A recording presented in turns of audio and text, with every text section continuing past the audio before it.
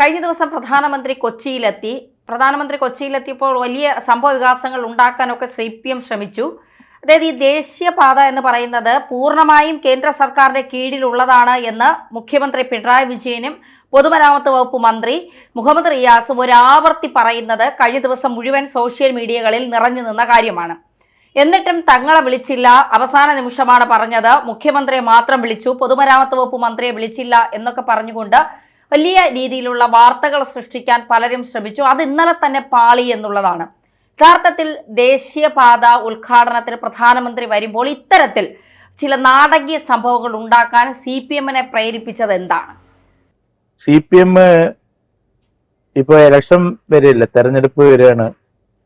അവരുടെ മേധാവിത്വം കാണിച്ചുകൊണ്ട് ജനങ്ങളെ പൊട്ടന്മാരാക്കി എത്ര വോട്ട് കൂടുതൽ പിടിക്കണം എന്നുള്ള നെട്ടോട്ടത്തിൽ ഓടുമ്പോൾ പറ്റിയൊരു വിഡ്ഢിത്തരമായിട്ട് ഇത് കാണുന്നുണ്ട്.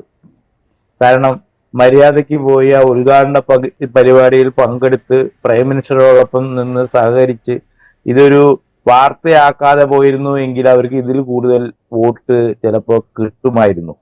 ഇതിപ്പോ ആകെ നാറിപ്പോയി. കാരണം ഈ മരുമകൻ പല സമയങ്ങളിലും കാലത്ത് സാധാരണ എണീക്കാത്തൊരു വ്യക്തി അത്ര ഈ മരുമകൻ.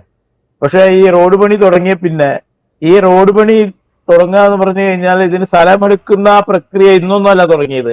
ഇത് കുറെ കാലങ്ങളായിട്ട് മുന്നേ നരേന്ദ്രമോദി വരുന്നതിന് മുന്നേ ഇതിന്റെ സ്ഥലമെടുപ്പുമായിട്ടുള്ള പ്രശ്നങ്ങള് അവിടെ തുടങ്ങിയിട്ടുണ്ടായിരുന്നു. അന്ന് ഈ തീരദേശ റോഡല്ലായിരുന്നു, സാധാരണ ഒരു ഹൈവേയുടെ ഭാഗമായിട്ട് അവിടെ സ്ഥലമെടുക്കാൻ നോക്കുമ്പോൾ അന്ന് ആ സ്ഥലമെടുക്കുന്നത് മുടക്കാൻ മുന്നിൽ നിന്ന് ഓടിക്കളിച്ച ആളാണ് ഈ മരുമകൻ. ആ CPM-ന്റെ ലേബലില് ഈ റോഡ് ഇതിന് വരണ്ട, റോഡ് വേണ്ട, റോഡ് വീതി കൂട്ടണ്ട എന്ന് വാദിച്ച് സമരം ചെയ്ത് ഹർത്താൽ ഉണ്ടാക്കി നടന്ന വ്യക്തിയാണ് ഈ മരുമകൻ. ഈ മരുമകൻ തന്നെ പിന്നീട് ഇവരുടെ ഭരണം വന്നപ്പോ റോഡ് വേണമെന്നായി. അങ്ങനെ റോഡ് വേണമെങ്കിൽ സ്ഥലമെടുക്കേണ്ട ഭാഗമായിട്ട് വീണ്ടും അവിടെ സ്ഥലമെടുക്കാൻ ചെന്നപ്പോ ഇവൻ അന്ന് നേതൃത്വം കൊടുത്ത അതേ ടീം എന്തോ ഒരു കിളികള്, ഞാനൊരു പേര് മറന്നു, ഒരു പ്രത്യേക പേരുണ്ട് ഇവർക്ക്. ആ കിളികള്, ആ ഭാഗത്തുള്ള ആൾക്കാർക്ക് ഒരു പ്രത്യേക പേരുണ്ട്, എന്തോ ഒരു കിളികളാ പറയാ.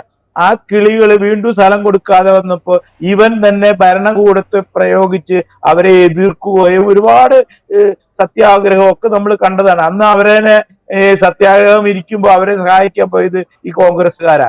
കോൺഗ്രസ് ഭരിക്കുമ്പോൾ അവരെ എതിർത്തവർ വീണ്ടും കോൺഗ്രസ്സുകാര് അങ്ങനെയും അവിടുത്തെ നാടകങ്ങൾ നമ്മൾ കണ്ടു. എന്തൊക്കെ തന്നെയായാലും ഈ തീരദേശ റോഡായിട്ട് മാറിയപ്പോ കേന്ദ്രം നേരിട്ട് ഇടപെടാൻ തുടങ്ങിയപ്പോ അതിന്റെ പൈസ ഈ സാധാരണ വിലയുടെ 10 ഇരട്ടി കിട്ടാൻ തുടങ്ങിയപ്പോ ഈ സമരങ്ങളൊക്കെ അങ്ങോട്ട് പോയി. സ്ഥലം എടുക്കാനൊന്നും പിന്നെ ഒരു പ്രശ്നം ഇവിടെ ഉണ്ടായില്ല. സ്ഥലങ്ങളൊക്കെ വളരെ ഈസി ആയിട്ട് അങ്ങോട്ട് വിളിച്ചു കൊടുക്കുകയായിരുന്നു. അതിനുള്ള ഏറ്റവും വലിയ ഉദാഹരണമാണ് ബാബരി മസ്ജിദ് പൊളിച്ചതിന് ഇന്നും ലഹള കൂട്ടുന്ന ഇവന്മാര്. ഈ ബാബരി മസ്ജിദിനെക്കാട്ടിയും പുരാതനമായ പള്ളിയാണ് തിരൂരങ്ങാടി പള്ളി. ആ തിരൂരങ്ങാടി പള്ളി പുരാണത്തിൽ വരെ സംഭവിച്ചു നിൽക്കുന്ന ഒരു പള്ളിയാണ്. ആ പള്ളി ഈ ഹൈവേ വരുന്നതിന്റെ ഭാഗമായിട്ട് പൊളിച്ചു പോയത് ആരും തന്നെ അറിഞ്ഞില്ല. ഇവർക്കൊരു പ്രശ്നമേ ഇല്ല. ആ പള്ളി പൊളിച്ചു കളഞ്ഞു. അവിടെ നിന്ന് മാത്രമല്ല അതിന് വലിയ ഒരു സംഖ്യ കിട്ടിയപ്പോ ഇവര് നിശബ്ദരാണ്. അപ്പോ ഈ മരുമകൻ ഇപ്പോ ഈ ലഹള ഉണ്ടാക്കി, എന്തിനു വേണ്ടിയിട്ടാണ് ലഹള ഉണ്ടാക്കിയെന്ന് എനിക്ക് മനസ്സിലാക്കുന്നില്ല. നിങ്ങൾക്ക് എല്ലാവർക്കും അറിയാം, തൃശ്ശൂര് വാളയാറ് ഹൈവേ നിർമ്മാണ സമയത്ത്, അതായത് ഇന്ത്യയിൽ തന്നെ വലിയ ഒരു തുരങ്കപാത എന്ന നിലയിൽ ആദ്യമായിട്ട് ഒരു 1 കിലോമീറ്റർ നീളത്തിൽ തുരങ്കപാത കേരളത്തിലാണ് ആദ്യം ഉണ്ടായത്. ആ പാത നമ്മുടെ തൃശ്ശൂരിൽ നിന്ന് വരുമ്പോൾ കുതിരാൻ തുരങ്കം എന്ന് അറിയപ്പെടും. ആ കുതിരാൻ തുരങ്കം വളരെ ഭംഗിയായി പണിത് അത് ഫിനിഷിംഗ് വർക്ക് നടക്കുന്ന സമയത്ത് അവിടെ അതിന്റെ ഞാൻ നേരിട്ട് കണ്ടിട്ടുള്ളത്, എൻ്റെ അടുത്ത് അതിന്റെ വീഡിയോ വരെയുണ്ട്. അതിന്റെ കുറച്ച് ദിവസം മുന്നേ തന്നെ ഈ മരുമകന്റെ ഫോട്ടോ വെച്ച പോസ്റ്ററുകള് അതിന്റെ 4 ഭാഗത്തും, വരുന്ന ഭാഗത്തും അതിന്റെ എൻഡിലും 4 ഭാഗത്തും ഇതിന്റെ ഉദ്ഘാടനം മുഹമ്മദ് റിയാസ് എന്ന് പറഞ്ഞ് നിറച്ച് പരസ്യം വെച്ചു. ഡേറ്റ് മാത്രം വെച്ചില്ല, കാരണം ഡേറ്റ് തീരുമാനിക്കുന്ന കേന്ദ്രമാണല്ലോ എന്നാ ഉദ്ഘാടനം എന്ന്. അപ്പൊ അതിന്റെ മുന്നേ തന്നെ മരുമകൻ ഇതിന്റെ ഫുൾ ക്രെഡിറ്റ് ഏറ്റെടുക്കാൻ വേണ്ടിയിട്ട് കുതിരാൻ ഇതിന്റെ ഉദ്ഘാടനം മുഹമ്മദ് റിയാസ് എന്നൊക്കെ പറഞ്ഞ് ഭയങ്കര പരസ്യം നടത്തി. പക്ഷെ മരുമകൻ തിരുവനന്തപുരത്ത് ഭാര്യ വീട്ടില് കിടന്നുറങ്ങുമ്പോ ഇവിടെ തൃശ്ശൂർ ജില്ലാ കളക്ടർ വന്നത് തുറന്നു കൊടുത്തു. ഇതെല്ലാവരും കണ്ടതാ. അത് കഴിഞ്ഞ് ഉറക്കം നീറ്റ് നോക്കുമ്പോ TV വെച്ച് നോക്കുമ്പോഴാണ് കുതിരാൻ ഗേറ്റ് കുതിരാൻ തുരങ്കം തുറന്നത് മരുവും കണ്ടത്. അന്നും ഇതേമാതിരി നാണം കെട്ടതാണ്. ഇന്നും അതിന്റെ വേറെ രൂപമായി പോയി എന്ന് മാത്രമേ ഉള്ളൂ. ഇത്രയും വലിയ ഒരു തീരദേശ റോഡ്, അതായത് അതിൽ പ്രത്യേകതയുണ്ട്. ഈ മാഹി മുതൽ തലശ്ശേരി വരെയുള്ള ആ റോഡ് കണ്ടാൽ ഒന്ന് എല്ലാവരും ഒന്ന് യൂറോപ്പാണോ അതിന്റെ അപ്പുറമായി ചിന്തിക്കും. പക്ഷെ ഒറ്റ കുഴപ്പമേ ഉള്ളൂ, ഇന്ന് കാസർഗോഡ് നിന്ന് വരുമ്പോ മാഹി പാസ് ചെയ്യുമ്പോ നമ്മൾ മാഹി തൊടില്ല എന്ന് മാത്രം, മാഹിയുടെ മുകളിൽ കൂടെ നമ്മൾ അങ്ങ് പോകും, മാഹിയിൽ ഇറങ്ങലുണ്ടാവില്ല. പക്ഷെ ഈ റോഡ് വന്നപ്പോ അത് മാത്രം ഇവർ പറയുന്നില്ല. മാഹിയിലും കാസർകോട്ടും ഈ ഫാസ്ടാഗ് ഉണ്ടല്ലോ, ഇത് ടോള്, ഈ ടോൾ പിരിവിന് ഇവന്മാര് അവിടുത്തെ ടോൾ പ്ലാസ അടിച്ചു പൊട്ടിച്ചു കളഞ്ഞു. അതും നിങ്ങൾ വാർത്ത കണ്ടിരിക്കും. ഒരു 2 ആഴ്ച 3 ആഴ്ച മുന്നേ കാസർകോട്ട് വെച്ച ടോൾ പ്ലാസയും മാഹിയിൽ വെച്ച ടോൾ പ്ലാസയും ഇതേ പാർട്ടിക്കാരെ അടിച്ചു പൊളിച്ചു. ഇവിടെ ടോള് വേണ്ട എന്നിട്ട് അത് പിന്നെ ഇപ്പോ ഒരുവിധം അത് വീണ്ടും ഒത്തുതീർപ്പായി.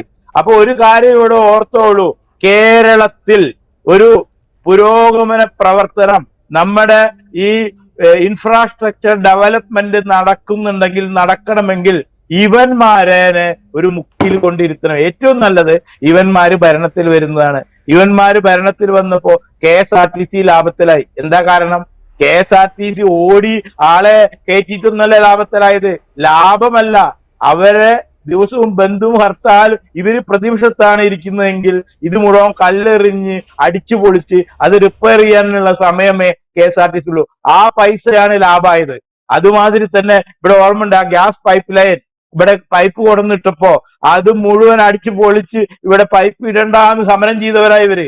ആ ഇവന്മാര് തന്നെ മരണത്തിൽ വന്നപ്പോ ആ പൈപ്പ് എടുത്ത് ഇവന്മാര് തന്നെ കുഴിച്ചിട്ടു. ഇപ്പോ നമ്മുടെ അച്യുതാനന്ദന്റെ നേതൃത്വത്തിൽ ഈ തുരങ്കം കഴിഞ്ഞ് വടക്കഞ്ചേരി മുതൽ വാളയാറ് വരെയുള്ള ആ സ്ഥലത്ത് റോഡിന് സ്ഥലം എടുക്കുന്ന സമയത്ത് വലിയ സമരങ്ങൾ ഉണ്ടായി, ബന്ധുണ്ടായി, ഹർത്താലുണ്ടായി. അതായത് 45 മീറ്റർ മിനിമം വീതി ഒരു ഭാഗത്തേക്ക് വേണ്ട സമയത്ത് അത്ര സ്ഥലമെടുക്കുമ്പോൾ ഒരുപാട് പ്രശ്നങ്ങളായി. എന്നിട്ട് ഇവര് മെമ്മോറാണ്ടം എഴുതിയിട്ട് അന്നത്തെ പ്രധാനമന്ത്രി മൻമോഹന്റെ അടുത്ത് ചെല്ലുക, എന്നിട്ടൊരു നിവേദനം കൊടുക്കുക അച്യുതാനന്ദൻ. അപ്പൊ മൻമോഹൻ പൊതുവെ ചിരിക്കാത്തൊരു മനുഷ്യനാ. അദ്ദേഹം ഈ റോഡുമായിട്ട് രാജ്യത്തിന്റെ പല സംസ്ഥാനങ്ങളിൽ നിന്നും കിട്ടിയ പല നിവേദനങ്ങളുടെ തലവേദനയായിരിക്കുമ്പോഴാണ് കേരളത്തിൽ നിന്നും ഹൈവേ നിർമ്മാണത്തിന്റെ ഭാഗമായിട്ട് ഒരു നിവേദനവുമായിട്ട് മുഖ്യമന്ത്രി അവിടെ ചെല്ലണം. അങ്ങനെ നിവേദനം വാങ്ങി വായിച്ചു നോക്കി ഈ ക്രൂര മോഹത്തോടെ ഇരിക്കുന്ന മൻമോഹൻ അന്ന് പൊട്ടിച്ചിരിച്ചു ആ എഴുത്തു വായിച്ചിട്ട്. അപ്പൊ പെട്ടെന്ന് അത് PAക്കൊക്കെ ഒന്നും മനസ്സിലായില്ല. അപ്പൊ എന്താ സംഗതി? ഈ റോഡ് നിർമ്മാണത്തിന്റെ റോഡ് ചെറുതാക്കിയിട്ട് 30 മീറ്റർ ആക്കി കുറച്ചു തരണം എന്നാണ് റിക്വസ്റ്റ്. അപ്പൊ മൻമോഹൻ ചിരിച്ചിട്ട് പറഞ്ഞു, എല്ലാവരും റോഡ് വീതി കൂട്ടണം പറഞ്ഞ് നടക്കുമ്പോ കേരളത്തിൽ നിന്ന് റോഡ് വീതി കുറയ്ക്കണം എന്ന് പറഞ്ഞിട്ടുള്ള അപ്പൊ തന്നെ മൻമോഹൻ അത് ഒപ്പിട്ട് പോയിക്കോളാൻ പറഞ്ഞു. അങ്ങനെ ഈ വടക്കഞ്ചേരി മുതൽ വാളയാറ് വരെ റോഡ് 2 വരിയേ ഉള്ളൂ. ഇപ്പൊ എന്തായി? വീണ്ടും BJP വന്നപ്പോ ഇത് 3 വരിയായി തന്നെ പണിയാൻ വേണ്ടിയിട്ട് വീണ്ടും 2 പുറവും വീണ്ടും പൊളിച്ച് പണി നടന്നുകൊണ്ടിരിക്കുകയാണ്. ഇങ്ങനെ നാട്ടിൽ വരുന്ന ഡെവലപ്മെന്റ് വർക്കുകൾ ഒക്കെ തന്നെ മുടക്കുന്ന, അതിന് പാര വെക്കുന്ന ഈ ഭരണകൂടത്തിന്റെ വേറൊരു വിരോധാഭാസം പറഞ്ഞുതരാം. ഇപ്പൊ ഇന്നലെ പ്രധാനമന്ത്രി വരുന്ന ഉദ്ഘാടന പരിപാടി ഇവരും മനഃപൂർവ്വം അത് ഒഴിവാക്കിയതാണ് ജനങ്ങളുടെ ശ്രദ്ധ പിടിക്കാൻ വേണ്ടിയിട്ട്. പക്ഷെ ജനങ്ങൾ ശരിക്കും ശ്രദ്ധിച്ചു, ഇതെന്താന്ന് ശ്രദ്ധിച്ചു. ഇപ്പോ കാലത്ത് തന്നെ രാജേഷ്, അവരുടെ മന്ത്രി രാജേഷ് പറയുന്നുണ്ട്, കഴിഞ്ഞ പരിപാടിയിൽ തന്നെ എന്നെ ക്ഷണിച്ചു വരുത്തിയിട്ട് വേദിയിലേക്ക് ചെല്ലുമ്പോ എന്റെ ആധാർ കാർഡ് ചോദിച്ചു. വലിയൊരു സംഭവമായി പറയാ. ഈ രാജേഷ് മനസ്സിലാക്കിക്കോ, ഇന്ന് പ്രധാനമന്ത്രിയുടെ സെക്യൂരിറ്റി എന്ന് പറഞ്ഞാൽ ലോക രാജ്യങ്ങള് ശ്രദ്ധിക്കുന്ന ഒന്നാമത്തെ മനുഷ്യനാണ്. അതിലെ ഒന്നാമതായി നിൽക്കുന്ന മനുഷ്യനാണ്. ആ സെക്യൂരിറ്റി അത്രയും സ്ട്രിക്റ്റ് ആയിട്ട് കൊണ്ടുപോകേണ്ടതാണ്.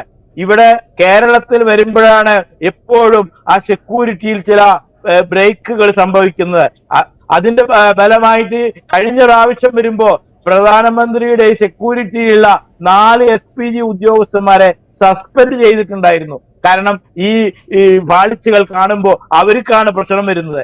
അതിന്റെ ഭാഗമായിട്ടായിരുന്നു ആ വേദിയിലേക്ക് വരുന്ന എല്ലാവരോടും എന്ത് കാർഡ് കാട്ടിയാലും എന്ത് പേപ്പർ കാട്ടിയാലും ഈ ഉദ്യോഗസ്ഥന്മാര് അവിടെ വരുന്ന എല്ലാവരോടും തന്നെ ആധാർ കാർഡ് ചോദിച്ചിട്ടുണ്ട്. സുരേഷ് ഗോപിയോട് അടക്കം ചോദിച്ചു. സുരേഷ് ഗോപി പറയുമ്പോൾ എല്ലാവരും അറിയുന്ന മനുഷ്യനാ. ഈ രാജേഷിനൊക്കെ ആരറിയും? ഈ കേരളത്തിൽ ഇരിക്കുന്ന ആൾക്കാരല്ലാതെ. ആധാർ കാർഡ് ചോദിച്ചതിന് ലഹളണ്ടാക്കി എന്നൊക്കെ പറയുന്നത്. അതിന്റെ വീഡിയോ ഒന്നും പുറത്തു വന്നിട്ടില്ല. അതുപോലെ തന്നെ ഇന്നലെ ഈ ഉദ്ഘാടനം, കേന്ദ്രത്തിന്റെ ഒരു പദ്ധതിയുടെ ഉദ്ഘാടനത്തിനാണ് ഈ ലഹളണ്ടാക്കിയത്. ഇതേമാതിരി തന്നെ ഇന്ന് കോഴിക്കോട് പൂർണ്ണമായിട്ട് ഒരു പദ്ധതിയുടെ ഫണ്ട് മുഴുവൻ കൊടുത്തിട്ടുള്ളത് കേന്ദ്ര സർക്കാരാണ്. അതായത് ഒരു വലിയ ലാബോറട്ടറി ഉദ്ഘാടനം ഇന്ന് കോഴിക്കോട് നടക്കുകയാണ്. ആ ഉദ്ഘാടനത്തിന് ഇവര് പറയുന്ന നിയമവ്യവസ്ഥകൾ വെച്ചിട്ട് ഒരു ഗവൺമെന്റ് പ്രോഗ്രാമിൽ നടത്തുമ്പോൾ ആ പ്രോഗ്രാമിൽ അത് ഇത്ര വലിയ പദ്ധതിയൊന്നും അല്ലെങ്കിലും ഇതിന്റെ ഫുൾ ഫണ്ട് കൊടുത്തിരിക്കുന്ന കേന്ദ്രമാണ്. എന്നിട്ട് ആ പദ്ധതിയുടെ ഉദ്ഘാടനത്തിന് അവിടുത്തെ BJP പഞ്ചായത്ത് പ്രതിനിധികളെയോ പഞ്ചായത്ത് ആ വാർഡ് മെമ്പറെയോ മറ്റുള്ള ഒരാളെയും തന്നെ ആ ഫംഗ്ഷനിലേക്ക് ക്ഷണിക്കാതെ ഈ CPM-കാർ മാത്രം അതിന്റെ പരിപാടി അവിടെ നടത്തി. അതിന് ഇവർക്ക് ഉത്തരവില്ല. അങ്ങനെ ഒരുപാട് ഉദ്ഘാടനങ്ങളും ചടങ്ങുകളും BJP എന്ന് പറയുന്ന ഈ രാജ്യം ഭരിക്കുന്ന കക്ഷിയെ ഒഴിവാക്കിക്കൊണ്ട് ഇവർ പല ഘട്ടങ്ങളിലും കേരളത്തിൽ ഇപ്പോഴും പണ്ടും നടത്തിയിട്ടുണ്ട്. അന്നൊന്നും ഈ BJP-ക്കാർ യാതൊരു തരത്തിലുള്ള പ്രതിഷേധം നടത്തിയതായി ഞാൻ കണ്ടിട്ടില്ല. ഇപ്പോ യാതൊരുവിധ എന്താ പറയില്ലേ, മുഖ്യമന്ത്രിയെ ക്ഷണിച്ചിട്ടുണ്ട്, മറ്റുള്ള മന്ത്രിമാരെ ക്ഷണിച്ചിട്ടുണ്ട്. ഇതില് എന്റെ മരുമകനെ ക്ഷണിച്ചില്ല, ഞാൻ വരുന്നില്ല എന്നൊക്കെ ഒരു മുഖ്യമന്ത്രി പറയണമെങ്കിൽ ആ മുഖ്യമന്ത്രി എവിടെ എത്തി? അപ്പോ ഈ ഉദ്ഘാടനത്തിന്റെ ഡ്രാമ, ആ ഉദ്ഘാടനത്തിലുള്ള മമതയൊന്നുമല്ല, തികച്ചും ഈ വോട്ട് വരുന്ന തിരഞ്ഞെടുപ്പ് വരുന്ന സമയത്ത് ജനങ്ങളുടെ ശ്രദ്ധ പിടിച്ച് എത്ര വോട്ട് ഞങ്ങളുടെ ഭാഗത്താക്കണം എന്നൊരൊറ്റ ചിന്ത മാത്രമേ ഇതിന്റെ ബാക്കിലുള്ളൂ. അതും ഒരു കാര്യമുണ്ട്, ശ്രദ്ധിക്കണം. ഇതില് ഈ ഒരു ഉദ്ഘാടന വിഷയം അവർ ലിങ്ക് ചെയ്ത് കൊണ്ടുപോയത് ന്യൂനപക്ഷങ്ങളിലേക്കാണ്, അതായത് മുസ്ലിം സമുദായത്തിലേക്കാണ്. ആ മുസ്ലിം വോട്ട് കൂട്ടമായി പിടിക്കാനുള്ള എന്തൊക്കെ വഴികൾ കിട്ടുമോ ആ വഴിയിൽ കൂടി സഞ്ചരിക്കുക എന്നതല്ലാതെ ഇവിടെ ഹൈവേ വന്നാലും അവർക്ക് കുഴപ്പമില്ല, ഹൈവേ പണിതാലും അവർക്ക് കുഴപ്പമില്ല എന്നാണ് ഈ ഉദ്ഘാടന ഡ്രാമ കണ്ടിട്ട് എനിക്ക് തോന്നിയത്. വളരെ നന്ദി സാർ പ്രതികരിച്ചതിന്. കൂടുതൽ വാർത്തകളും വിശേഷങ്ങളും നിങ്ങളിലേക്ക് എത്താൻ ABC മലയാളം സബ്സ്ക്രൈബ് ചെയ്യുക, ബെൽ ബട്ടണും അമർത്തുക.